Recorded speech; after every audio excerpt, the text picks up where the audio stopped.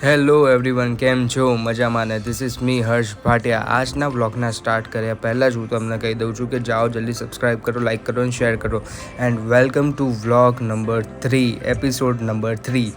આજના વ્લોગમાં જ્યારે હું વાત કરી રહ્યો છું મારી અને મારા ફ્રેન્ડ્સની, તો વી ડિસાઇડેડ કે અમે આજે મિની વ્લોગ નહીં પણ રેગ્યુલર બ્લોગ લઈશું. બટ એના ચાન્સીસ નહોતા, કેમ કે આપણે જોઈ શકીએ છીએ કે હું પહેલેથી લેક્ચરમાં જ બેઠો છું અને બધા લેક્ચર્સને એન્જોય કરી રહ્યા છે. જ્યારે આજે એક નવો માણસને ઇન્ટ્રોડ્યુસ કરાવી રહ્યો છું. મીટ કાવ્ય Patel, big fan of Kylie Zener.